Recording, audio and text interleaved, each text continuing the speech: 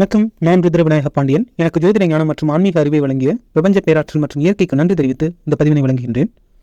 நம்ம இன்னைக்கு ஜாதகம் தொடர்பான விளக்கப்பதிவை பார்க்க இருக்கின்றோம். அதை சார்ந்து ஒரு ஆண் ஜாதகர் அவருடைய பிறந்த தகவல் அடிப்படையில் தசாபுத்தி அமைப்புகள் சார்ந்து, அவருடைய கிரக அமைப்புகள் சார்ந்து சில பலன்கள் தெரிந்து கொள்ள ஆசைப்பட்டார்.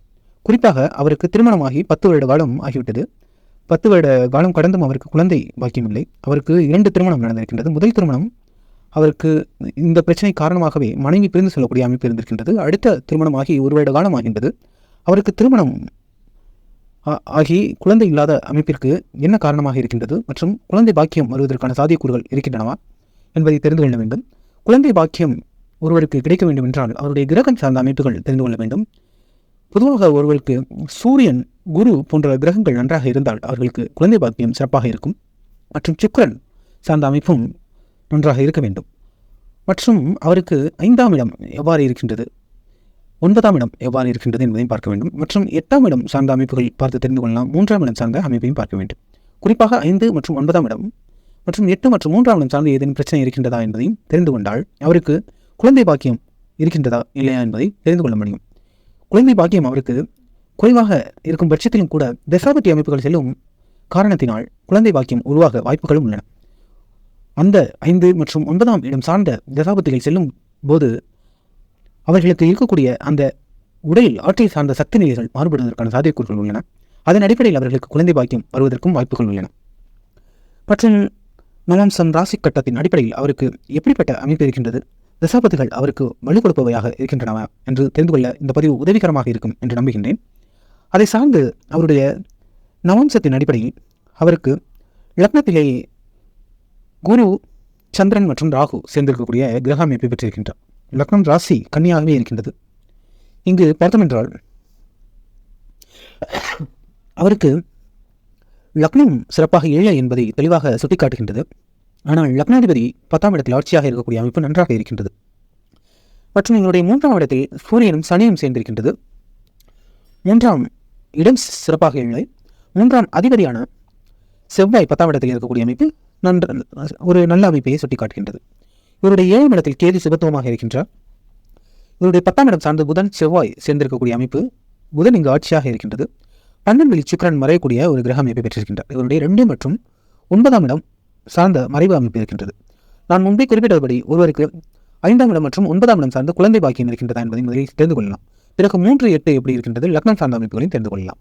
முதலில் 5ஆம் இடம் பார்த்தோம் என்றால் 5ஆம் அதிபதியான சனி அவர் 3ஆம் இடத்திலிருந்து வரக்கூடியதாக இருக்கட்டும், அவர் சூரியனுடன் சேர்ந்திருக்கக்கூடிய அமைப்பு சிறப்பான ஒரு நிலையில் இல்லை என்பதை சுட்டிக்காட்டுகின்றது.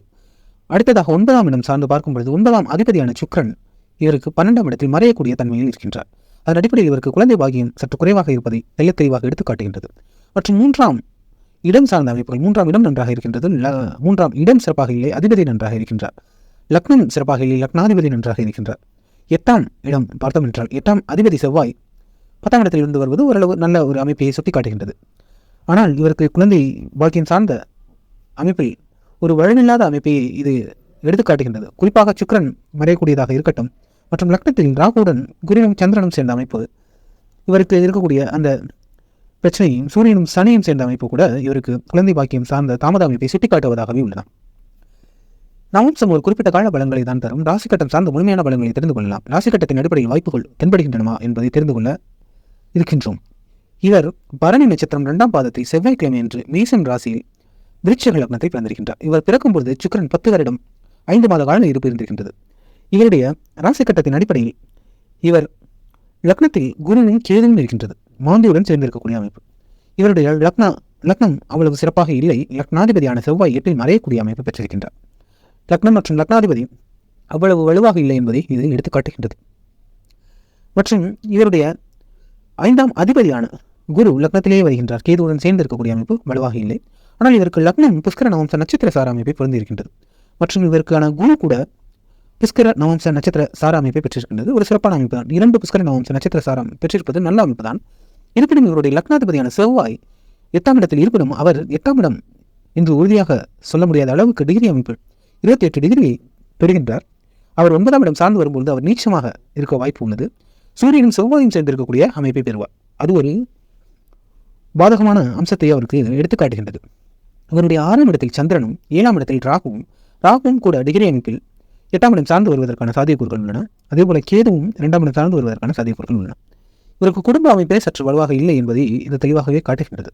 இவருடைய 7ஆம் இடம் சார்ந்து அதிபதியான சுக்கிரன் 10ஆம் இடத்தில் வருவது ஒரு நல்ல அமைப்பு தான். ஆனாலும் இந்த 7ஆம் அதிபதி 10ஆம் இடம் சார்ந்து வருவது ஒரு சிறப்பான அமைப்பாக இருப்பினும், பொதுவாக மனைவி அவர் தாய், மனைவி சார்ந்த தாய், 10ஆம் இடம் என்பது மாமியார் அமைப்பை குறிக்கும்.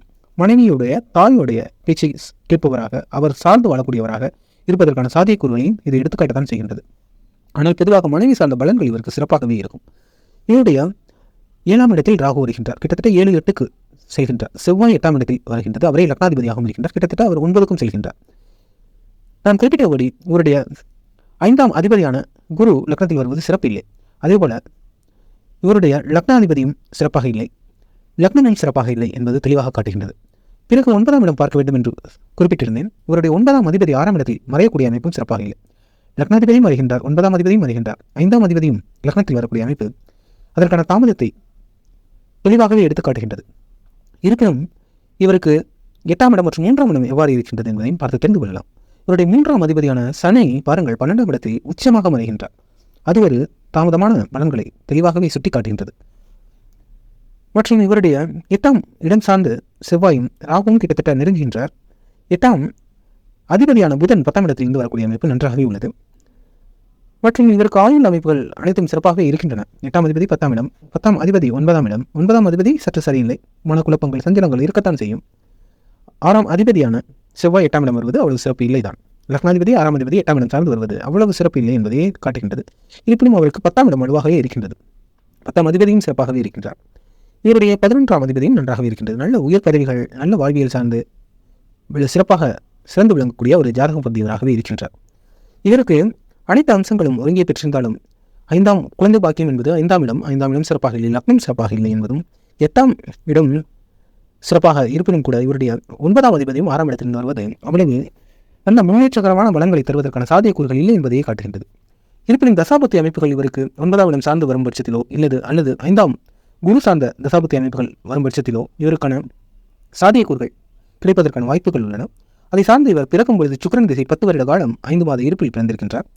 அடுத்ததாக சூரியன் திசை அவருக்கு சந்திரன், செவ்வாய், ராகு, குரு என்ற அமைப்பு இருந்திருக்கின்றது. எதனால் இவருக்கு 2 திருமணம் நடந்தது என்று பார்த்தோம் என்றால், பொதுவாக 7ஆம் இடம் சார்ந்து ராகு வரக்கூடிய அமைப்பாக இருக்கட்டும், 7ஆம் அதிபதி 10ஆம் இடத்தில் வந்தாலும் கூட இங்கு ராகு மற்றும் 7ஆம் இடம் சார்ந்து ராகு மட்டும் சொல்லிவிட முடியாது. இவருடைய லக்னமும் பார்த்தீர்கள் என்றால் குருவும் கேதுவும் இருக்கக்கூடிய அமைப்பு இருக்கின்றது. அதன் அடிப்படையில் இவருக்கு 2 திருமணம் அமைந்திருக்கின்றது. குறிப்பாக இந்த விருச்சிக லக்னத்திற்கு 7ஆம் இடம் சார்ந்து ராகு வரக்கூடிய அமைப்பு, ராகு இருமனம் சார்ந்த அமைப்பை ஏற்படுத்தி கொடுப்பதற்கான சாத்தியக்கூறுகள் தென்படத்தான் செய்கின்றன. மற்றபடி அனைத்து அம்சங்களும் பெற்ற நல்ல ஒரு யோகமான ஜாதகர் தான். இவருக்கு திருமணம் சார்ந்த தசாபத்திகள் உதவிகரமாக எப்படி இருந்திருக்கின்றன மற்றும் குழந்தைகள் சார்ந்த அமைப்பில் சாத்தியக்கூறுகள் உள்ளனமா என்பதையும் தெரிந்து கொள்ளலாம். அதன் அடிப்படையில் இவருக்கு நடப்பில் இருக்கக்கூடியது என்ன என்பதையும் தெரிந்து கொள்ளலாம். சுக்கிரன் திசை முடிந்திருக்கின்றது. சுக்கிரன் இவருக்கு 10ஆம் இடம் சார்ந்து வருகின்றார். அவரே 7ஆம் அதிபதியாகவும் 12ஆம் அதிபதியாகவும் இருக்கின்றார். சிறப்பே. சூரியன் திசையும் 2000 ஆண்டு வரை முடிந்திருக்கின்றது. அதுவும் சிறப்பாகவே உள்ளது. சந்திரன் திசையில் அவருக்கு அமைப்பு சரியில்லை. அவருக்கு என்னவென்றால் ஒரு 10 வருட திருமண வாழ்க்கை என்று குறிப்பிட்டிருந்தார். தற்போது 2ஆம் திருமணமாகி 1 வருட காலம் என்று குறிப்பிட்டிருக்கின்றார். சந்திரன் இவருக்கு 9ஆம் அதிபதி, அவர் 6ஆம் இடத்திலிருந்து வந்தாலும் கூட அவருடைய 9ஆம் அதிபதியாக இருப்பதனால் அவருக்கு இதுபோன்று குழந்தை தாமதம் அமைப்பை ஏற்படுத்தியிருந்தாலும் பெரிய அளவு பிரச்சனையை ஏற்படுத்தவில்லை. அதற்கு அடுத்த செவ்வாய் திசை தான் இவருக்கு பிரச்சனைகளை ஏற்படுத்தியிருக்கின்றது. செவ்வாய் திசையில் பார்த்தோம் என்றால் இவருடைய லக்னாதிபதி மற்றும் 6ஆம் அதிபதி அவர் 8ஆம் இடத்திலிருந்து வருகின்றார். 1, 6 மற்றும் 8 இந்த தொடர்பு ஒரு சிறப்பான அமைப்பில் இல்லாத பட்சத்தில் இவருக்கு இது போன்ற ஒரு சிக்கல்களை ஏற்படுத்தி கொடுத்திருக்கின்றது. பொதுவாக இந்த செவ்வாய் திசையில் செவ்வாய் 8ஆம் இடம் சார்ந்து வருவது அவருக்கு நல்ல பலன்களை தரவில்லை என்பதை சுட்டிக்காட்டுகின்றது. 2015 வரை செவ்வாய் திசை அவருக்கு இருந்திருக்கின்றது. அடுத்ததாக அவருக்கு 2017ஆம் ஆண்டு முதல் அவருக்கு ராகு திசை செல்கின்றது. இப்பொழுது உள்ள காலகட்டம் ராகு சரியாக 7ஆம் இடம் சார்ந்து வருகின்றார்.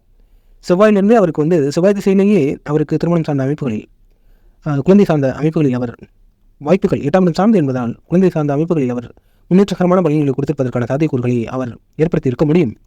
செவ்வாய் திசை அதன் தொடக்கத்திலிருந்தே அவருக்கு ஆரோக்கியம் சம்பந்தப்பட்ட சில பிரச்சனைகள் அமைப்புகளை கொடுத்திருக்கின்றார். ஆனால் 7ஆம் இடம் சார்ந்த ராகு திசையை அவருக்கு திருமண சார்ந்த ஒரு அமைப்பை 2 திருமணம், ஒரு திருமணத்தில் தாமதமும் ஒரு திருமணம் சார்ந்து விலகி இருக்கக்கூடிய அமைப்பையும் அதை கடந்து மற்றொரு திருமணத்தை பந்தத்தை ஏற்படுத்தி இருப்பதற்கும் இந்த ராகு திசையை முக்கியமான காரணமாக அமைந்திருக்கின்றது. ராகு அவருக்கு மற்றொரு திருமணத்தை தான் ஏற்படுத்தி கொடுத்திருக்கின்றார். இவருக்கு ஏற்கனவே திருமணம் சார்ந்த அமைப்பு சரியாக இல்லை. அவருக்கு நவம்சமும் அதைத்தான் சுட்டி காட்டுகின்றது.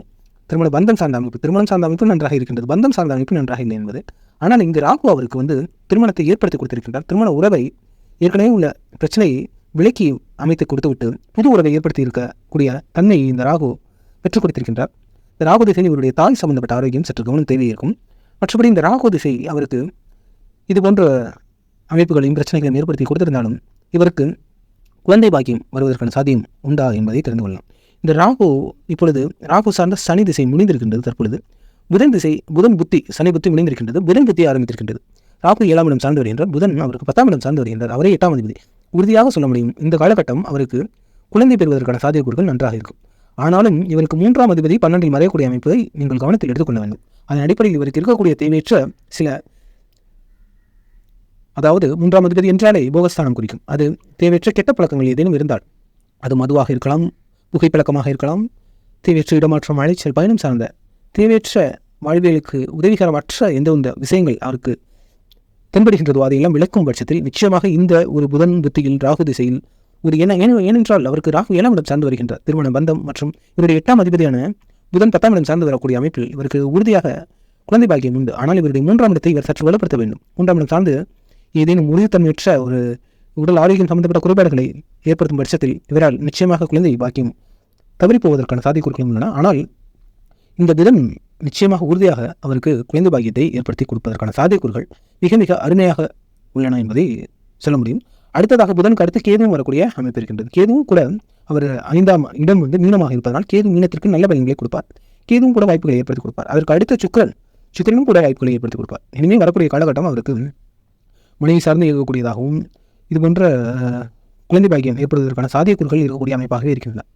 அது இருப்பினும் 10ஆம் இடம் மற்றும் 8ஆம் இடம் சார்ந்து வருவதனால் ஆரோக்கியம் சார்ந்த கவனம், சிறு சிறு விபத்துகள் சார்ந்த கவனமும் தேவை இருக்கின்றது. பொதுவாகவே 8ஆம் இடம் என்பது குழந்தை பலன்களை அனுபவிக்கக்கூடிய இடமாக இருக்கு. குழந்தை பாக்கியத்தை கொடுக்கக்கூடிய இடம் 5 மற்றும் 9ஆக இருந்தாலும் குழந்தை சார்ந்த ஒரு பலன்களை அனுபவிக்கக்கூடிய இடம் 8ஆம் இடமாக இருப்பதனால் இவருக்கு 2027 வரையும் 27 முடியும் வரையும் கூட இவருக்கு புதன் புத்தி இருப்பதனால் அதன் அடிப்படையில் நிச்சயமாக இவர் குழந்தை சார்ந்த பயன்களை எதிர்கொள்ளக்கூடிய காலகட்டமாக இருப்பதனால் இந்த காலகட்டம் அமைவதற்கான சாத்தியக்கூறுகள் உள்ளன. மற்றும் இதற்கு அடுத்தடுத்த அமைப்புகளும் நன்றாகவே உள்ளன. இதற்கு என்ன பிரச்சனை என்றால், இதற்கு லக்னாதிபதி 8ஆம் இடத்திலிருந்து வரக்கூடியது மற்றும் 8ஆம் அதிபதி நன்றாகவே இருக்கின்றார். ஆயுள அமைப்புகள் எல்லாம் சிறப்பாகவே இருக்கின்றன. அதே நேரம் இவருக்கு இவருடைய 6ஆம் அதிபதி 8ஆம் இடம் சார்ந்து வரக்கூடிய அமைப்பு சிறப்பாக இல்லை. 9ஆம் அதிபதி 6ஆம் இடம் சார்ந்து வரக்கூடிய அமைப்பு, 5ஆம் அதிபதி லக்னத்தில் வரக்கூடிய அமைப்பு, இந்த தொடர்புகள் இது போன்ற குழந்தை தாமதத்தை உறுதிப்படுத்துவதாகவே உள்ளன. ஆனால் ஒருவருக்கு குழந்தை பாக்கியம் என்பது அவருடைய 5ஆம் இடம் மற்றும் 9ஆம் இடம் சார்ந்தே முடிவு செய்துவிட முடியாது.